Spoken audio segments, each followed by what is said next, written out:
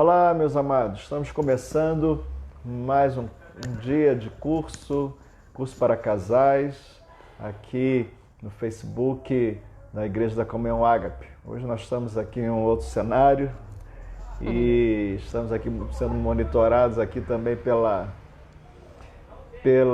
por esse celular aqui. Nós temos o nosso cameraman, que é o nosso filho, Israel. Estamos procurando deixar tudo em ordem aqui. Agora a gente está se ajeitando, né? Vamos ver se a gente consegue deixar tudo muito bem estabelecido, né? Aqui estamos com vídeo, podemos estar aqui nos vendo, né? Aqui a gente monitora o que nós estamos filmando aí. Isso é muito legal, não é? Então o Israel também vai prestar atenção, né, filho? Israel, você fica com um fone para nos ouvir, para você perceber aí o que estamos fazendo, ok? Amém. Já está assistindo uma reunião e filmando a gente ao mesmo tempo. Então aqui a gente, né, tem muita coisa, né? Pastor Elizabeth, vamos orar, né? Amém. Glória a Deus. Palavra, por esse momento, não é? Glória a Deus. Palavra. Amém, queridos. Hoje é um dia que Deus vai manifestar mais uma vez a sua glória, a sua provisão, o seu amor para nós, né? Para os casamentos. E eu creio que você vai ser muito edificado por isso. Nós vamos orar agora, amém, queridos? Pai, nós te louvamos, ó Pai, pela tua presença santa. Obrigada, Senhor, porque realmente o Pai que ama conduz os filhos, ó Deus. E eu quero te pedir que hoje a tua vara e o teu cajado, a tua direção e a tua correção venha conduzir cada família, cada casal, cada casamento.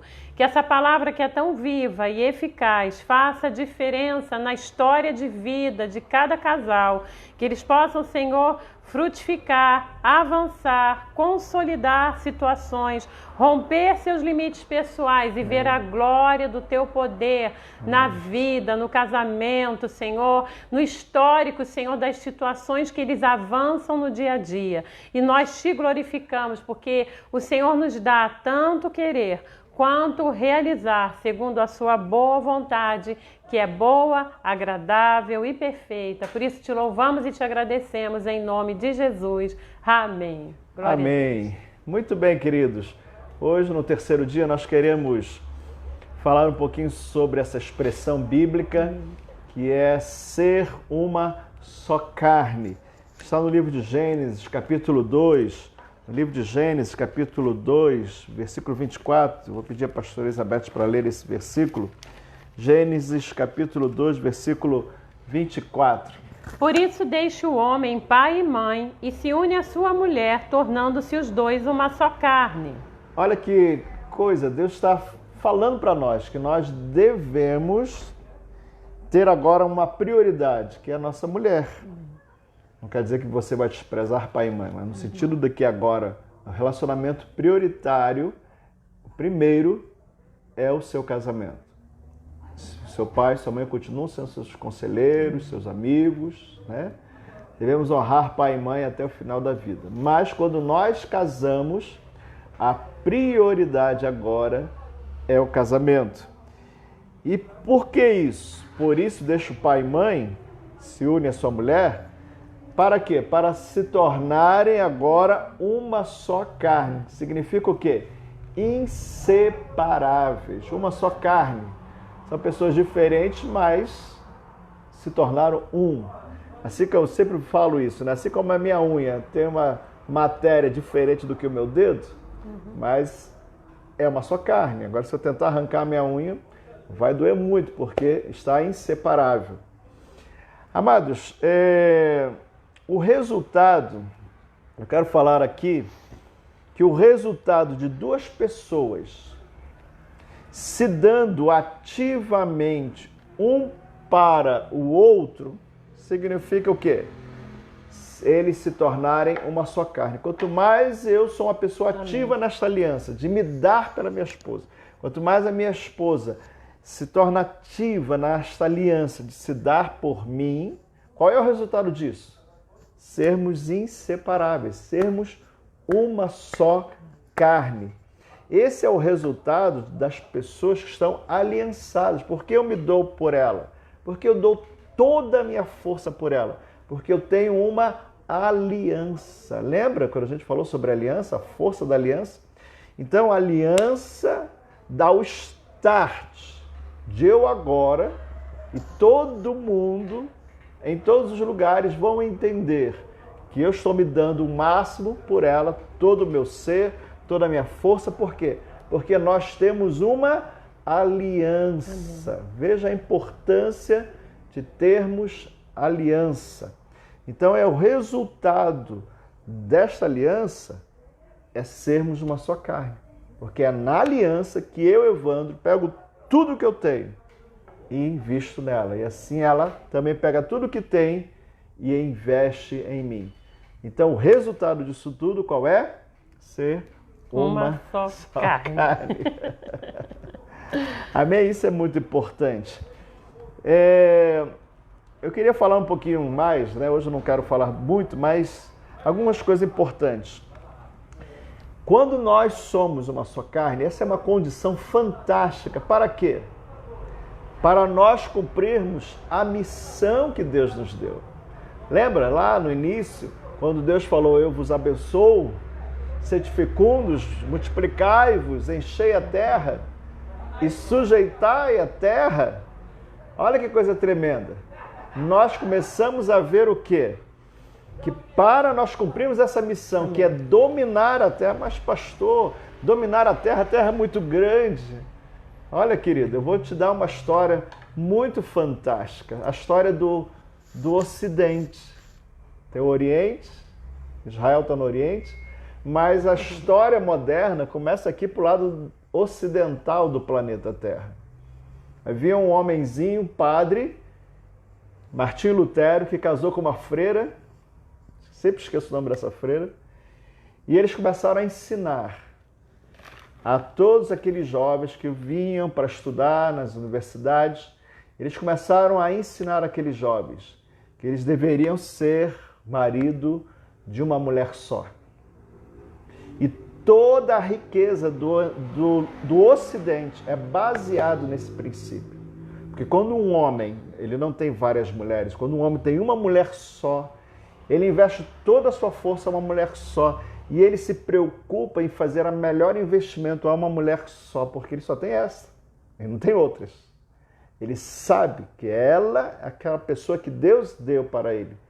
Então, com isso, todo o meu ser, toda a minha inteligência, todo o meu esforço, isso faz nós crescermos e nos enriquecermos. Uma pessoa que não luta por nada é uma pessoa que empobrece. Verdade. Toda a riqueza do Ocidente vem baseado nisto. Começou por um homem que começou a ensinar jovens na época de 1500 anos. Na época do descobrimento do Brasil. Pensa nisso. Em 500 anos deste ensino, o Ocidente se enriqueceu.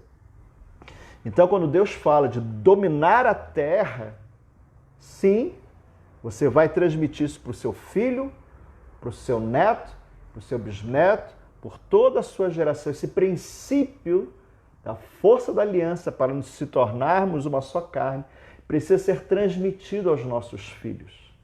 Os nossos filhos vão ser motivados, porque vão ver nos pais o grande exemplo. Amém. E eles vão de geração em geração, de geração em geração. É assim que Deus planejou e é assim que funciona. Amém? Amém. Então, a nossa missão é dominar a terra.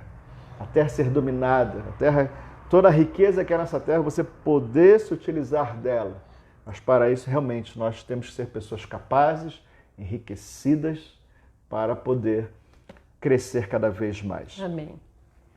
Agora, só uma segunda parte dessa minha palavra, depois vou passar para a pastora Elizabeth. Já que entendemos que nossos objetivos é ser uma só carne, porque isso é fundamental para nós cumprirmos a nossa missão, agora, como conquistar esta vida de uma só carne? Como é que é esse investimento na vida do meu cônjuge? São 3 áreas que nós investimos: espírito, alma e corpo. Meu espírito precisa ser nutrido e alimentado pela minha esposa nesta aliança. E o espírito dela precisa ser nutrido e alimentado também pela atitude do seu marido, do seu esposo. A minha alma, que são a parte das minhas emoções, sentimentos, precisa ser nutrido. E assim também o corpo. Então, amados, principalmente, talvez alma e corpo fica mais fácil de se entender, mas principalmente, veja, eu preciso ajudar, fortalecendo também o espírito da minha esposa. Preste atenção nesse texto, Gênesis 3, versículo 12.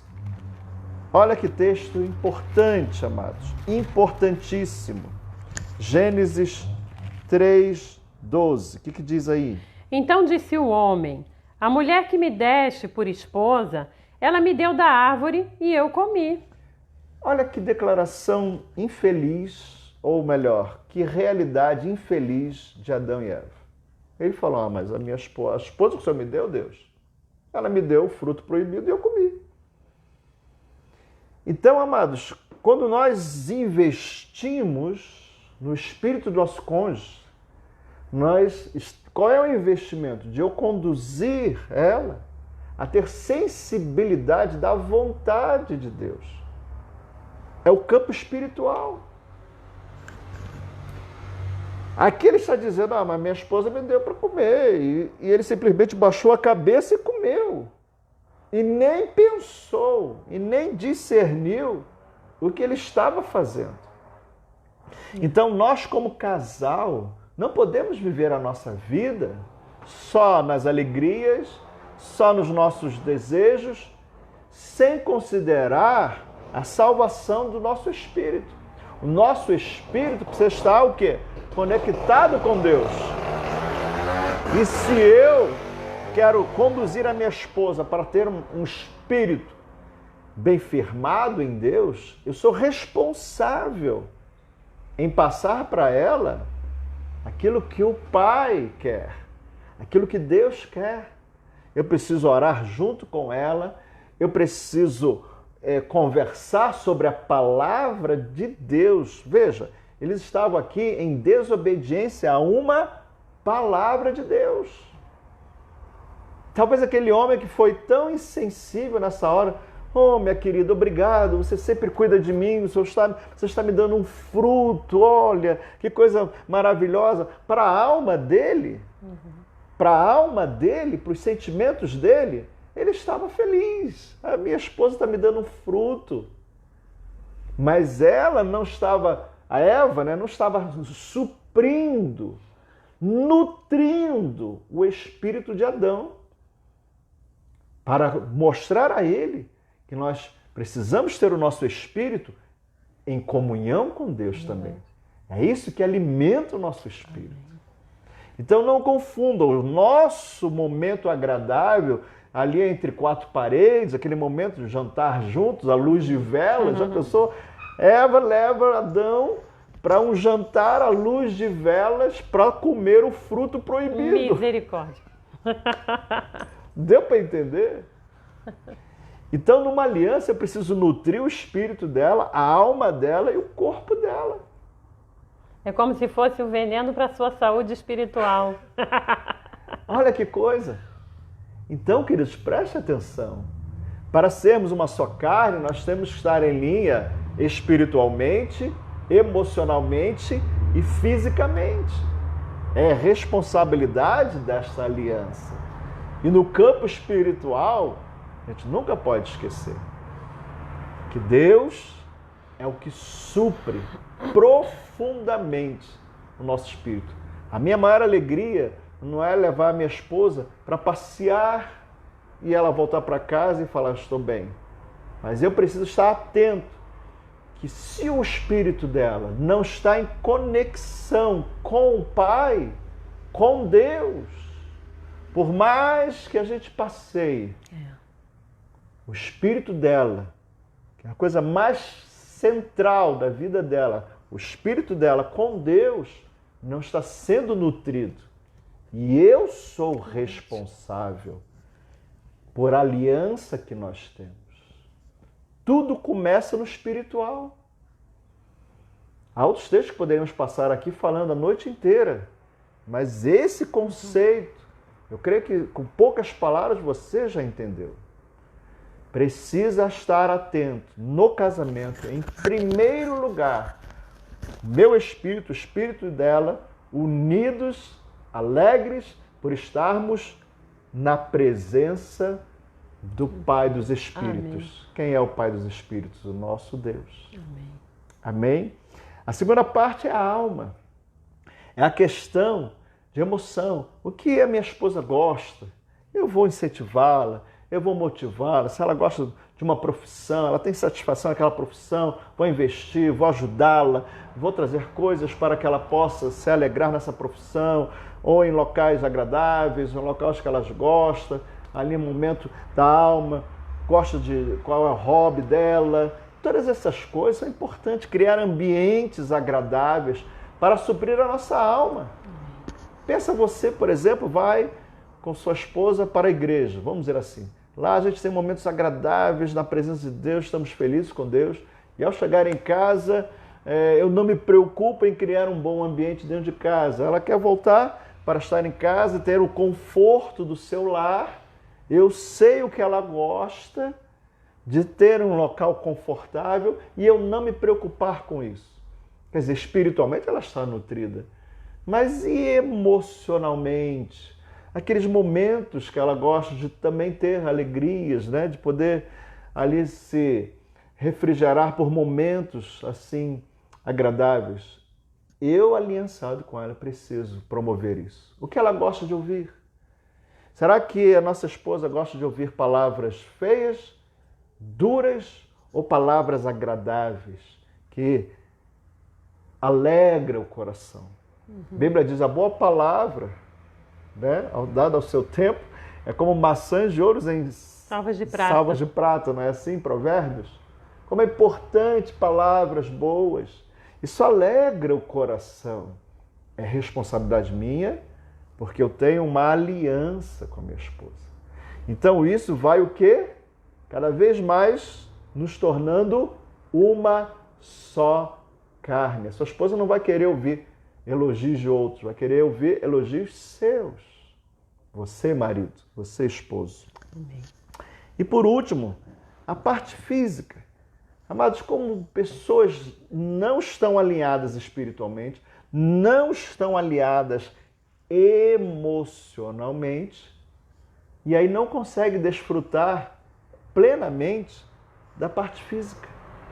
Quantas... Vou falar um pouco mais das mulheres. As mulheres da Bíblia diz que elas são mais sensíveis ao lado emocional, romantismo. Quantas mulheres não conseguem desfrutar plenamente de um momento porque emocionalmente não foram bem nutridas?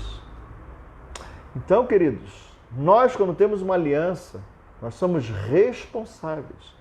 Mas quanto mais você entende que o objetivo da aliança é estarmos como uma só carne, então nós vamos estar sempre investindo espiritualmente, emocionalmente e fisicamente. Para terminar, Jeremias capítulo 32, versículos 38 a 40. Deus, ele trabalha isto. Jeremias 32,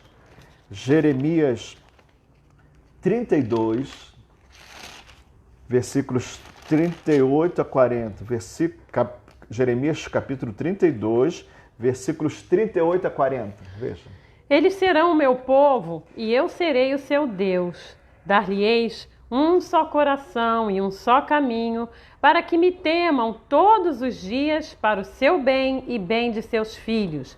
Farei com eles aliança eterna, segundo a qual não deixarei de lhes fazer o bem, e porei o meu temor no seu coração, para que nunca se apartem de mim. Olha que texto maravilhoso. Amém. Eu quero apenas ressaltar isto. Farei que me temam todos os dias para o seu bem e o bem de seus filhos. O bem para os nossos filhos é ter o pai e a mãe unidos como uma só carne. Isso é uma proteção para os nossos filhos.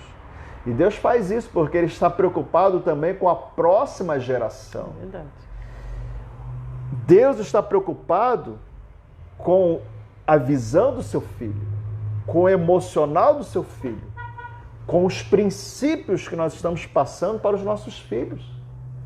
Por isso Ele luta intensamente pela nossa aliança. Ele diz, eu darei um só coração. Quer dizer, Deus faz esse grande milagre de nos tornarmos uma só alma, ou melhor, uma só carne, dando um só coração. Para o nosso bem, Ele diz, mas também para o bem dos nossos filhos. Amém. Deus se preocupa com a perpetuação de valores do reino de Deus. Pense nisso. Deus te deu a força da aliança. Deus é um Deus de alianças e Deus luta pelas alianças para o nosso bem e para o bem da nossa parentela, da nossa descendência. Deus assim abençoe a sua vida. Pastora Elizabeth, agora glória a Deus. A palavra é sua. Glória a Deus, aleluia, pela força que a aliança tem. Nós vamos continuar falando algumas questões emocionais, mas observe o seguinte, se a aliança é algo assim que está no coração de Deus, e Deus é aquele que criou exatamente o valor da aliança no casamento. Ele é o criador de todas as coisas. E aqui, por essa força que a aliança tem, em Eclesiastes capítulo 4, versículo 9, diz assim, melhor é serem dois do que um, porque tem melhor paga do seu trabalho. Porque se caírem, um levanta o companheiro. Ai, porém, do que estiver só, pois caindo, não haverá quem o levante. Também se dois dormirem juntos, eles se aquentarão, mas um só, como se aquentará? Se alguém quiser prevalecer contra um, os dois lhe resistirão. O cordão de 3 dobras não se rebenta com facilidade. Aí eu pergunto para você, por que cordão de 3 dobras? Porque o Senhor está no meio. Porque quando aquele dia você decidiu se casar, Deus foi lá e viu. Ele foi testemunha da aliança entre você e a sua esposa, entre a sua esposa e você. E agora o Senhor está sempre olhando para nós e desejoso em participar do casamento de cada um de nós. Por isso que nós precisamos convidar o Senhor, Senhor, me ajude, porque eu sei que o cordão de 3 dobras não se rebenta com facilidade. O Senhor estará no meio e é assim que Ele quer que seja. E aí você vai começar a vencer situações difíceis no teu casamento. Hoje nós vamos falar, pastor Evandro, eu até fiquei rindo sozinha aqui pensando que hoje está se falando muito sobre protocolo contra o Covid, tudo é protocolo agora. E eu estava aqui analisando o que fazer com as marcas das decepções do casamento. Então vamos ao protocolo de autodefesa. Autodefesa ou defesa para os casais, né? Às vezes a gente tem que se defender para a gente não ser uma alma ferida, né? Mas como eu vou me defender? Guerreando contra a pessoa, insultando, e aí está o protocolo do céu. Que o Senhor nos ensina boas palavras. O Senhor tem sempre para a gente instrumentos poderosos da sua palavra, desafios que Ele nos leva a conquistar pela palavra de Deus, para a gente ter uma postura correta, porque quem obedece à palavra de Deus, a Bíblia diz que as bênçãos os perseguirão. Bondade e misericórdia do Senhor me seguirão também todos os dias da minha vida, porque o Senhor é o meu pastor, Ele é o meu governador, nada me faltará. Glória a Deus por isso, queridos. Então vamos ao nosso protocolo de defesa, para a gente não ser uma alma ferida em todo tempo, para a gente não achar que a vida acabou. Eu sou uma pessoa que tive marcas profundas das decepções do casamento. Então veja, muitas vezes, pastor Evandro, as pessoas chegam pra gente e falam assim, agora é impossível eu ter um sinal de melhora né, no meu casamento, porque eu já sou uma pessoa que tenho profundas marcas das decepções ao longo dos anos. Então, para eu ver o novo vai ser muito difícil, mas a primeira coisa que eu quero dizer para você, se você é uma pessoa marcada por decepções, lembre-se do primeiro momento quando você disse o sim, ali no seu casamento, para os seus líderes espirituais, né, diante até do cartório, quando você disse o sim, você teve uma decisão de envelhecer com aquela pessoa. E essa decisão Deus viu. E é interessante que ninguém casa, pastor Evandro, pensando no dia seguinte se separar. Ninguém fala assim para o outro, eu quero envelhecer com você, pensando assim, mas se amanhã não der certo, eu já vou me separar. Você já está tirando a primeira declaração. Então, na verdade, a gente casa porque a gente quer o melhor para o outro e para nós mesmos.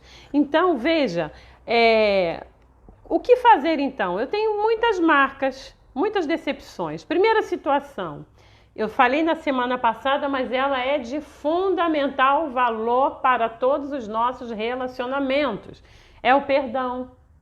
Eu falei semana passada que perdoar é desistir das nossas razões. Perdoar também é você dar algo tão precioso para alguém que jamais ninguém poderia fazer. Jamais ninguém poderia perdoar da maneira que Deus nos perdoou. Então, por isso, você vai considerar aquela pessoa e você vai dar para ela aquilo que ela não merecia, é aquilo de alto valor. Então, a tua decisão de perdoar não vem por uma decisão emocional, pastor Evandro, porque as pessoas pensam assim, eu só vou perdoar quando eu sentir. Não é assim que a pessoa fala? Olha, eu não estou sentindo de te perdoar. Não estou sentindo emoção, não estou sentindo prazer, não estou sentindo alegria, então eu não vou perdoar, porque essa coisa é só Deus que faz. E olha, irmão, se tem uma frase clássica que a gente ouve, é assim, só Deus que perdoa. Olha, isso é antigo. Só Deus que perdoa, só Deus que pode perdoar, mas perdoar é você dar algo que você está gemendo para dar também. É aquilo que para você é uma decisão que você fala assim, eu não vou mais levar em conta as agressões, eu vou deletar, ainda que esteja doendo. Agora existe um segundo desafio, pastor Evandro. Às vezes a pessoa perdoa, mas ela sente dores ainda, quando se lembra, não é verdade? Mas aí ela fala assim, eu decidi perdoar, mas quando eu me lembro. Então, peraí, esse perdão ainda está precisando de um ingrediente que só Jesus pode fazer. Você decidiu perdoar? Então agora é o desafio de você considerar aquela pessoa sabendo que você agora não vai fazer justiça própria. Porque as pessoas, elas querem dar o troco, não é assim?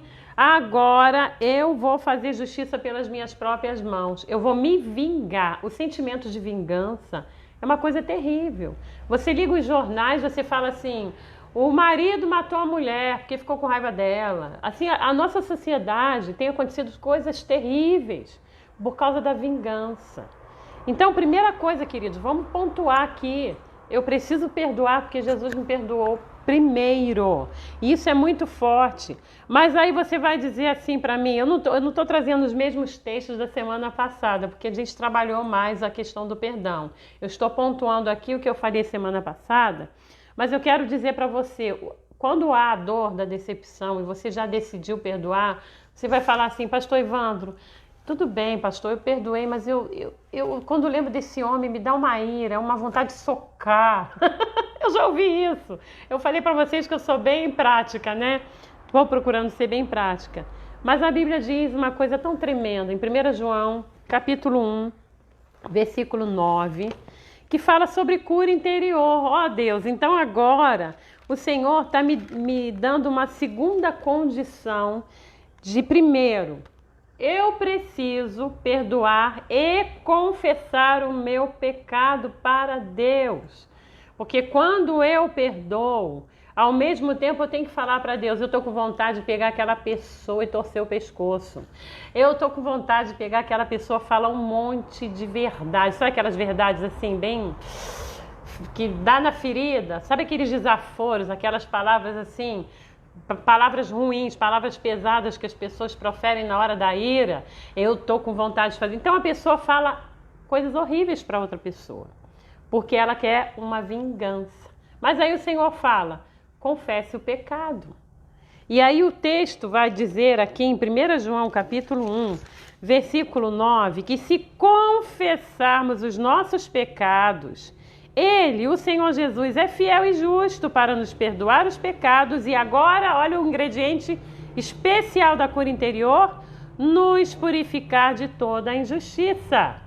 E se dissermos que não temos cometido pecado, fazemos-lo mentiroso e a sua palavra não está em nós. Ou seja, não adianta você mentir dizendo que você não está magoado, que você não está entristecido, que você está sentindo a dor quando você lembra de novo. Mas você pode até ter dito assim para mim, mas eu perdoei. Então, perdoar é desistir das tuas razões. Você não vai chegar para a pessoa agora e falar um monte para ela. Porque você decidiu perdoar e decidindo perdoar, você decidiu desistir das tuas razões. Mas você vai confessar para Jesus. Jesus está doendo. Jesus, eu ainda estou sentindo de novo. Jesus, toda hora vem na minha mente o que a pessoa fez. E aí você gasta tempo na presença do Senhor. Gente, olha, queridos, gastar tempo na presença de Deus é uma coisa incrível. Tempo de adoração, de buscar aquilo que Deus é na tua vida. De buscar nele refúgio, segurança. De você falar, como diz no Salmo 27, o Senhor é a minha luz e a minha salvação, a quem terei medo. O Senhor é a fortaleza da minha vida, Senhor. A quem terei medo quando os malfeitores me sobrevêm para me destruir. Meus opressores e inimigos são eles, Senhor, que tropeçam e caem. E ainda que um exército se levante contra mim, não se atemorizará o meu coração. E se contra mim estourar a guerra, eu terei confiança, Senhor. Você começa a declarar a palavra de Deus para você. E aquela palavra começa a fazer uma coisa tão tremenda. Porque o Espírito Santo começa a entrar em cadeias e situações de marcas profundas das quais você viveu por muito tempo. E às vezes décadas. O pior que às vezes a gente vê, queridos, pessoas com 52 anos de casado, que continuam com as mesmas marcas e os mesmos problemas. Mas há uma diferença muito grande. Você entender que para você ser curado, você não depende que a outra pessoa mude o seu comportamento, porque tem gente que não obedece à palavra de Deus. Tem pessoas que nunca vão mudar porque não convidam Jesus para isso. Não querem. Estão achando que estão confortáveis como sendo agressores. Eu falei na semana passada que muitas pessoas se tornam os agressores no relacionamento conjugal. E seria muito proveitoso se aquela pessoa começasse a se analisar e perguntasse para si mesmo, puxa vida, eu sempre tenho para minha esposa a visão de que eu sou um agressor. Às vezes você não é agressor fisicamente, mas é um agressor de palavras e atitudes. Às vezes o seu comportamento agride a família ou agride a sua esposa. Às vezes, mulher, a sua palavra tão iracunda, cheia de ira, cheia de, segundas intenções para magoar, para pegar na ferida, você está sendo uma agressora também, com a maneira, com a tua postura. Então, comece a repensar, Senhor, me perdoa dos meus pecados, Senhor, me sara o meu coração. E o Senhor vai dizer para você, confessa. E aí aquela palavra vai entrando. A palavra de Deus vai entrando, vai sendo como ondas profundas no teu espírito, porque você decidiu gastar tempo com a palavra e com a oração. Queridos, ninguém é curado sem Jesus. Ninguém é curado, falar, Deus me cura assim, ó, pô, acabou. Não, você tem que ter tempo com Deus. Você tem que deixar que a palavra de Deus lave o seu coração. Por isso que a Bíblia diz que a lei do Senhor é perfeita e restaura a alma. O testemunho do Senhor é fiel e dá sabedoria aos simples. E essa palavra é tão desejada, que são mais desejáveis do que o ouro depurado. É mais doce do que o mel. E o destilar de favos, olha, como favo de mel. Vem para a tua boca, desce para o teu espírito e aquilo começa a fazer assim, ó. Sabe quando você respira fundo e fala assim, Deus, tá gostoso aqui dentro, eu nem sei mais Olha, eu quando olho para o agressor, que infelizmente às vezes o agressor é o cônjuge, eu olho para o tal que tanto me feriu e agora eu estou até sentindo um negócio por ele. Nossa, eu estou olhando, olha, eu estou com compaixão, sabe por quê? A misericórdia e a compaixão de Deus começa a entrar no teu coração. Gente, que obra incrível, pastor Evandro. Eu já vi tanta gente curado assim. E aí o Espírito Santo começa a falar assim, sabe? Aquele agressor que você tanto meteu a boca falando mal, que a tua família toda não gosta dele porque você já contou tanta coisa para tua família. Aquele agressor, ele é um pobre coitado. Sabe por quê? Porque lá na infância ele passou isso. Ele acha que ninguém entende ele, mas eu vou te dar a estratégia certa. Aí o negócio começa a mudar, porque você ouve a voz de Deus e Deus conhece o coração do seu cônjuge. Deus sabe como manifestar coisas tremendas e estratégias tremendas para você se relacionar com a pessoa.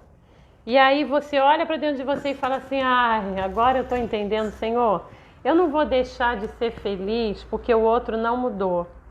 Mas Deus vai me ensinar a viver com estratégias, sabendo quem eu sou. Por que eu estou aqui, Senhor?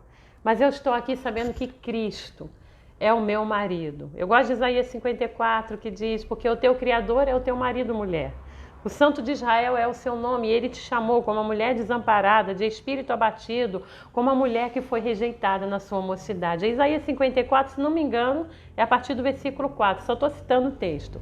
Mas existem alguns pontos aqui muito importantes, por isso que eu falei que perdoar é o primeiro ponto do nosso protocolo de autodefesa. Você agora vai se defender, sabe do quê? Da tua alma, da tua indignação. Eu não digo que é se defender do outro. Porque se o outro não vai mudar, não quer mudar, não mudou, você vai se defender dos teus pensamentos e das tuas reações, das coisas que acontecem ao redor de você. E a tua defesa é Cristo, que coisa maravilhosa. Então veja, primeiro nós falamos de perdoar como decisão e não como sentimento, e confessar o teu pecado, sabendo que o teu desejo agora não pode ser mais o de vingança. Segundo ponto que eu quero deixar para você como se defender, para você ultrapassar essas barreiras. Tenha cuidado com o que você irá pensar agora. Aí é outra situação, porque o diabo, Satanás, que é o pai da mentira, que veio para roubar, matar e destruir, sabe o que ele vai fazer? Ele vai começar a jogar na tua mente, quando você começar a olhar assim, como eu disse, eu já estou começando a sentir algo de bom pelo meu cônjuge, já estou até assim, achando que ele é melhorzinho, que ele não é tão, que ele não tem uma língua tão ferina, né? Que ele não fala tantas coisas assim que vai me magoar, porque eu já estou entendendo. Então você vai ver aqui que você vai ter que ter cuidado. E aqui a Bíblia diz que você tem que ter cuidado com o que você pensa, porque o diabo vai falar assim, lembra daquele dia que você estava lá com a sua família e você passou maior vergonha, porque a sua esposa falou na frente de todo mundo as coisas que você tinha maior vergonha que os outros soubessem, ela te expôs ali e fez um negócio que você ficou furioso, ela não vai mudar não. Tá pensando o quê? Você tá querendo ser o bonzinho para ela não merece, o diabo faz isso. Aí, em outro momento, a esposa está falando assim, eu vou fazer o melhor para ele. Aí o inimigo fala assim, lembra daquele dia que você estava sofrendo, cheia de dor, e você foi para o hospital se arrastando, e ele não quis te levar, esse homem não merece, não, agora está com resfriadinho, você vai cuidar dele? Não cuida nada, deixa ele lá para lá. Gente, são coisas do dia a dia, mas que Satanás é ardiloso, e ele vem com pensamentos terríveis. Senhor, o que eu tenho que pensar? Quando vier o pensamento, você começa a orar e clama a Deus, e você repreende em nome de Jesus. E o texto diz aqui em Filipenses capítulo 4, versículo 8, finalmente, irmãos, olha, finalmente, muda a estratégia, porque aqui diz assim, tudo que é verdadeiro, tudo que é respeitável, tudo que é justo, tudo que é puro, tudo que é amável e que é de boa fama, se alguma virtude há e se algum louvor existe, seja isso que ocupe o teu pensamento, o vosso pensamento. Então, tudo que é bom, Se você tem um pensamento muito ruim, que o inimigo está trazendo na sua mente, busque na sua mente fatos bons que vocês viveram. Busque na sua mente qualidades do seu cônjuge que vai fazer com que o teu pensamento seja nutrido com coisas boas. Será que não tem uma coisa boa que você viu lá atrás na vida do seu esposo, da sua esposa? Traga à memória aquilo que te faz bem. E aí você vai lembrar das coisas boas e vai falar assim: Jesus, lembra, ele era assim, ela era assim. Senhor, traz isso com mais força. E você vai começar a entender que a tua luta, como diz em Efésios capítulo 6, a partir do versículo 10, que a gente tem que tomar toda a armadura de Deus para que a gente possa vencer no dia mal, e depois de passar por tudo, a gente permanece inabalável, porque a nossa luta, queridos, não é contra as pessoas, mas existe um complô do inferno tão grande contra as nossas vidas, que Satanás, que veio para roubar, matar e destruir, ele quer fazer um complô contra você, jogando seus dardos inflamados. E ele quer, sabe o dardo inflamado? É como se fosse uma arma bélica, uma coisa forte, uma coisa que te destrói, uma coisa que vai contaminar o teu espírito, destruir a sua existência. Então, queridos, comece a ter o escudo da fé. Comece a falar como Jesus fala. Fé aonde, Senhor? Na palavra de Deus. E eu vou trazer o teu reino, eu vou ter declarações, porque a minha mente agora vai ser renovada pelo teu Espírito Santo, porque eu estou lendo a sua palavra e eu vou declarar essa palavra, e o meu esposo vai ser uma bênção. Tinha uma amiga que falava toda vez assim, o marido dela era meio atrapalhado, e ela falava assim: o abençoado já está lá, o abençoado, e ela abençoava aquele homem todo dia. Esse homem se converteu, ficou uma bênção. Aí eu me lembro do testemunho que essa mulher deu lá na frente. Ela falou assim: irmãos, o abençoado se converteu. Eu tanto abençoei esse homem que olha ele aqui. E ele lá todo alegrinho, firminho, se batizou. Gente, olha, essas coisas aí que a gente fala da palavra de Deus, não tem melhor. Porque a gente vê que quem semeia para Deus colhe. Oh, glória a Deus, aleluia. Então, queridos, decidir a perdoar também tem um trabalho de Deus por nós, maravilhoso, que é purificar o nosso coração da dor, da decepção. E agora eu tenho que ter um cuidado muito grande com o que eu vou pensar, para que eu não venha destruir toda a obra maravilhosa que o Senhor começou a fazer dentro de mim. Veja, aqui em Romanos capítulo 12, versículo 14, diz assim... Versículo 14 de Romanos capítulo 12. Abençoai os que vos perseguem, abençoai e não amaldiçoeis. Agora vai para o 17. Não torneis a ninguém mal por mal, esforçai-vos por fazer o bem perante todos os homens. Versículo 19. Não vos vingueis a vós mesmos, amados, mas dai lugar à ira, porque está escrito: a mim me pertence a vingança, eu é que retribuirei, diz o Senhor. Pelo contrário, versículo 20, se o teu inimigo tiver fome, dá-lhe de comer, se tiver sede, dá-lhe de beber, porque fazendo isso amontoarás brasas vivas sobre a tua cabeça. 21 diz assim: não te deixes vencer do mal, mas vence o mal com o bem. Que coisa tremenda. E a Bíblia diz que quando você quer fazer vingança, sabe, a vingança vem do Senhor. Mas sabe como que é a vingança do Senhor? Porque a Bíblia diz assim, que a justiça de Deus, ela traz paz e alegria no Espírito Santo. Oh, coisa tremenda. A justiça de Deus não é para fazer o mal para todo mundo. Vou pegar uma bomba e vou jogar lá. Deus, ele tem os seus meios maravilhosos, e a gente vai ver assim a maneira tão maravilhosa que Deus fez. Só não alcança o projeto de Deus quem não quer. Não alcança o projeto de Deus quem fala: Jesus não entra na minha vida. E aí ela perdeu toda a oportunidade de alcançar vitórias tremendas na presença de Deus. E ela vai ser levada ao inferno, infelizmente, porque até o fim da vida ela não quis nada com Jesus. Mas aquele que chama o Senhor, ele vem para fazer coisas tremendas. Agora um outro ponto, ponto 3. Atitudes práticas. Quer dizer, eu vou perdoar, Jesus vem e me cura, eu tenho que ter cuidado com o que eu vou pensar, mas agora o ponto 3 vai falar de atitudes práticas, ou seja, O outro não mudou, mas eu não vou me permitir a ser refém da situação. Eu não vou me permitir a ser refém do outro, porque eu tenho uma identidade refeita em Deus. Falamos isso na semana passada, sobre a nossa identidade em Cristo Jesus. Agora, não pense você que você só vai poder ser feliz quando essa pessoa mudar. Você vai ser feliz quando você deixar que Deus, ele comece a romper suas decepções e seus limites pessoais. Então veja, mude você mesmo de atitude para alcançar resultados internos, resultados dentro de você. Você tem que mudar o seu pensamento, você tem que mudar de atitude. Vamos ver o que diz? Eu gosto tanto desse texto. Eclesiastes, capítulo 11, versículo 4 e 6. Eu vejo que é um texto muito prático, que ensina pra gente que não adianta você ficar olhando a vida me levar.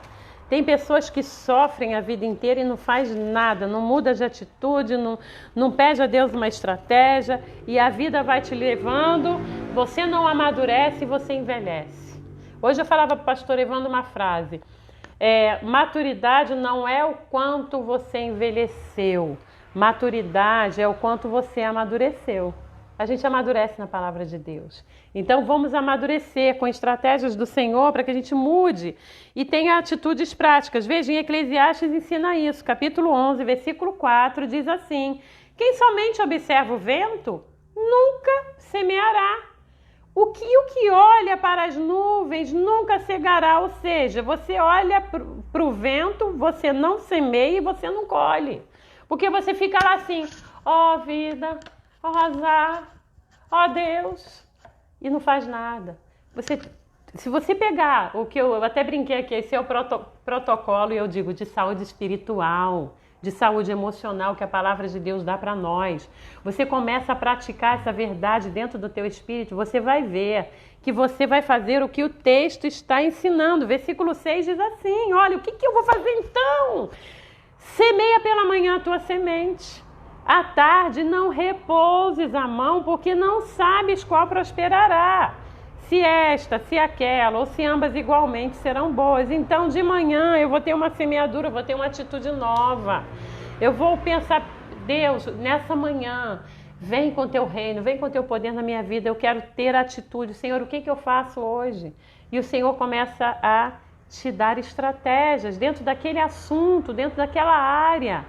À tarde, eu não vou olhar assim, poxa, fiz tudo agora pela manhã, quer saber, vou largar tudo para lá, vou chutar, né, as coisas, eu não quero saber de nada. E o Senhor vai falar para você, persevera.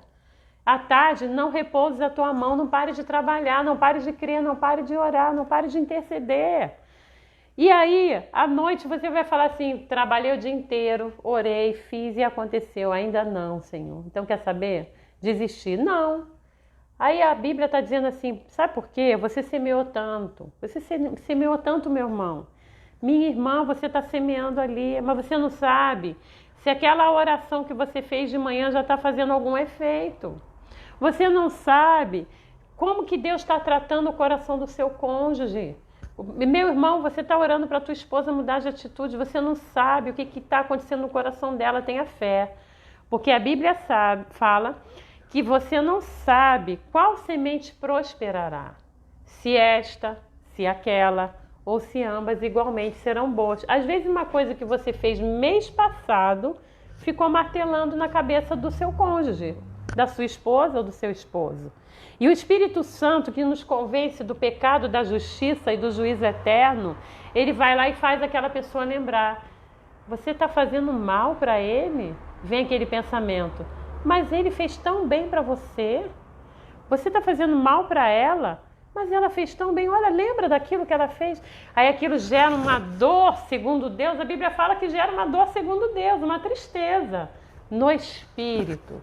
Porque você está fora. E aí o Espírito Santo que nos convence, ele faz uma obra que ninguém faz, só ele pode fazer. Então não pare de semear. Tenha atitudes corretas, atitudes práticas, para que você não seja mais refém do outro e o Espírito Santo vai te conduzir nessa revelação. Não pense que só você vai poder mudar, mas o Senhor te ajuda, Ele te esforça, Ele te ajuda, Ele te sustenta com a sua destra fiel. Se você fosse ler, eu só vou citar Gálatas capítulo 6, versículo 7 a 9, quando já inicia o texto de Gálatas, né, nessa área de semeadura, ele fala assim: não vos enganeis, de Deus não se zomba, pois aquilo que o homem semear, certamente ele colherá. Aquele que semeia para a sua própria carne, da carne colherá corrupção. Mas aquele que semeia para Deus, no Espírito, do Espírito colherá. E aí ele termina falando assim: e não nos cansemos de fazer o bem, porque a seu tempo colheremos, se não desfalecermos. Você vai colher da parte de Deus. Glória a Jesus. E o último ponto. Estou tentando correr, mas vou conseguir terminar. O último ponto, que eu diria, irmãos, que essas 4 atitudes, elas ocorrem e devem ocorrer simultaneamente. Você não vai fazer um para depois o outro, para depois o outro. É simultâneo. São atitudes que você deve decidir viver por meio dessa palavra que te ensina. Então, esse ponto, que é o 4, é a intercessão. Em todo tempo, você vai estar orando pelo seu esposo, você vai estar orando pela sua esposa. Eu conheço uma irmã que é recém-convertida, eu ensinei isso para ela, ela tem me dado muita alegria, porque ela falou assim para mim: pastora, eu agora ponho minha família para orar. Todo mundo está orando, porque eu fui lá, eu decidi, eu vou ser uma mulher de oração. E eu chamo a minha família e a minha família ora comigo todos os dias. Olha que tremendo! Então interceda pelo seu esposo, pela sua esposa, em todo tempo.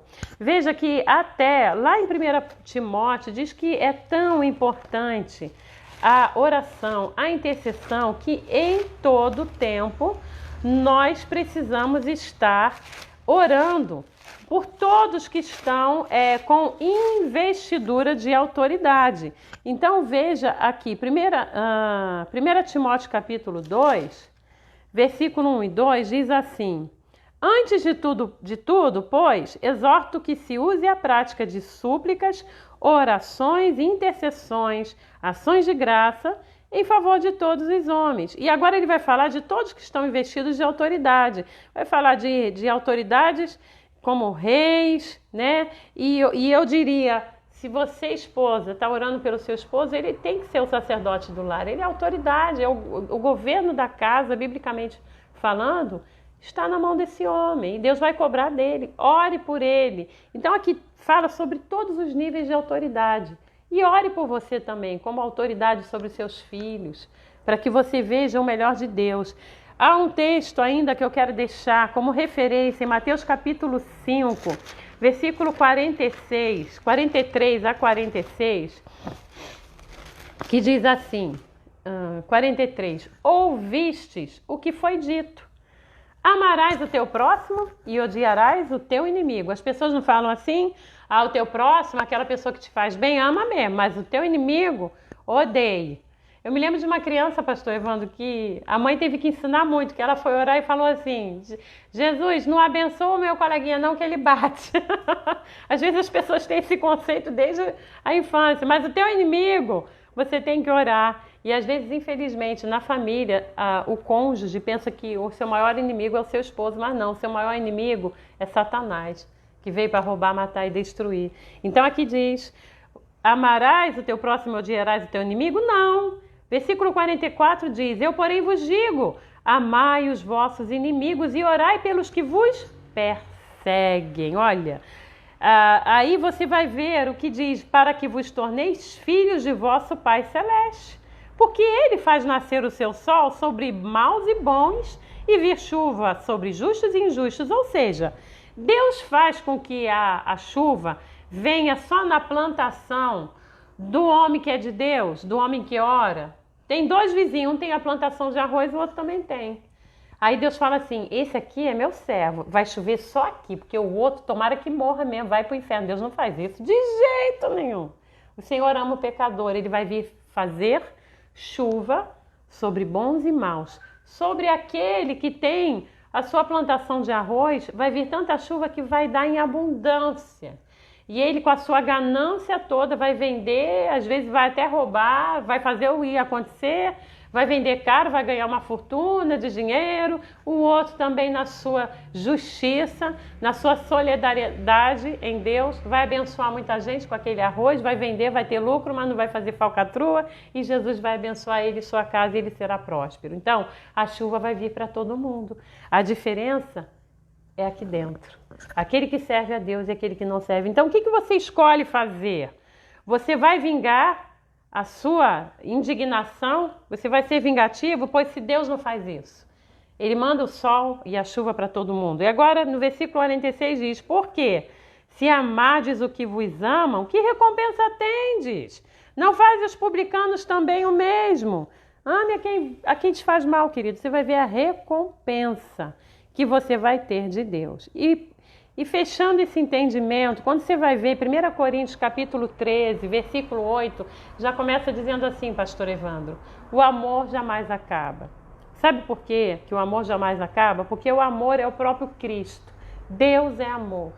Jesus, por tanto amor, veio a essa terra e pregou para que você seja livre de todo mal, para que você seja um homem e uma mulher vencedor, porque o amor de Deus jamais acaba. Ele derrama amor dentro do teu coração e te capacita a perdoar, ser misericordioso, a ter longo ânimo, andar a segunda milha e falar: Deus, eu não estou aguentando, mas eu vou perseverar porque o Senhor me ama, e o amor de Deus é derramado no teu coração pelo Espírito Santo que nos foi dado. Glória a Deus por isso. Leia lá Romanos capítulo 5, quando diz que no meio das tribulações, o amor de Deus é derramado no teu coração, você persevera e você crê, e Deus começa a mandar sinais e as coisas começam a colaborar, porque Deus é fiel na sua vida. E fechando agora, o último pensamento, que na verdade é um versículo bíblico, que diz assim, Romanos capítulo 14, versículo 7, diz assim: porque nenhum de nós vive para si mesmo, nem morre para si. Você vive para você? Você morre para você? Claro que não. Tanto é verdade que a Bíblia fala também que se o grão de trigo não morrer, fica ele só. Mas se ele morre para si, para seus desejos carnais, se você é como esse grão de trigo que fala: desistir de viver só para mim, você gera vida e você abençoa muitos. Você não nasceu para viver para você. A prova disso é a nossa sociedade. Quando eu faço uma profissão, quando eu me formo, você se forma para você ou você se forma para que a tua profissão seja usada por aqueles que precisam de um professor, de um administrador, de uma pessoa que é uma pessoa que se formou em contabilidade, na área contábil. Todos vão precisar da tua formação. Então você não se forma para você ficar enclausurado. Você se forma para você oferecer serviços. Você nasce para ter relacionamentos. Quando você nasceu, você se relacionou com seus irmãos, com a sua mãe. Você tem uma história de vida porque alguém projetou em você relacionamento. Alguém olhou para você e se relacionou com você e criou na tua história de vida várias situações. Você não nasceu para morrer sozinho. Você não nasceu para você e você não morre para você. Você vive para se relacionar. E Deus, em meio de todos os relacionamentos e da tua história de vida, Ele escolheu você para que você seja bem-aventurado em tudo que fizer. Lá em Isaías diz que nós seremos chamados família bendita do Senhor. E bem-aventurado é aquele que ouve a palavra de Deus e dela tira verdades excelentes e pratica. Amém, queridos? Glória a Deus. Terminamos aqui, pastor Evandro. Amém. Eu vou pedir para o pastor Evandro fazer uma oração final. Amém, amém.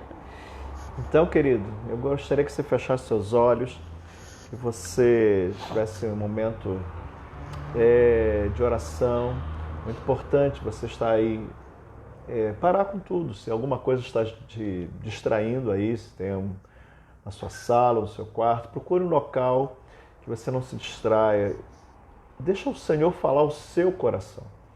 Todas as verdades que você ouviu, o Senhor quer que você seja conduzido por Ele a essas verdades. É Ele que te fortalece. É Ele que te ajuda, é Ele que te esforça. É muito importante você depender de Deus. Às vezes nós tentamos fazer com tanto nosso empenho, com tanta nossa força, mas há áreas que é uma ferida, que é uma parte do nosso ser que está ali sangrando. Amém. E o Senhor tem a cura. A Bíblia diz que se nós confessarmos, nós somos perdoados. Também se confessarmos aos outros, somos curados. Isso o Senhor quer sarar. Às vezes nós queremos tirar aquilo de dentro de nós. E o Senhor quer sarar. Então é muito importante você deixar o Senhor ministrar o seu coração, o seu espírito. Feche os seus olhos. O Senhor vai trazer, talvez, a sua memória. Talvez o Senhor vai trazer lá no seu coração situações. E da sua parte é você liberar perdão. Amém. A parte de Deus é te sarar. A parte de Deus é curar você. Agora a sua parte é, Senhor, eu libero, eu perdoo. O Senhor está doendo, mas eu sei que o Senhor vai me sarar. Receba cura nesta hora. Amém. Feche os seus olhos. Feche os seus olhos. Deixa o Senhor sondar o seu coração. Deixa Ele sondar o seu ser. Ele vai trazer a você. Estou orando para que Deus traga a você pessoas, situações, e nesse momento que Ele trouxer, que você libere, dizendo, Senhor, eu perdoo. Amém. Ou eu perdoo meu marido, meu filho, minha mulher, seja lá quem for, deixa o Senhor tratar com você. Pai, em nome de Jesus, pedimos que o Teu Santo Espírito venha falar aos nossos corações, venha falar no mais íntimo do nosso ser. Sabemos que se guardarmos, estaremos endurecidos e o mal nos venceu. Mas se nós nos abrirmos para o Teu amor, nos abrirmos para o Teu propósito, que é nos sarar, liberando perdão, assim seremos, ó Deus, livres deste mal. Senhor, em nome de Jesus, toca mediante o Teu Santo Espírito. Amado Espírito Santo, visita agora cada coração.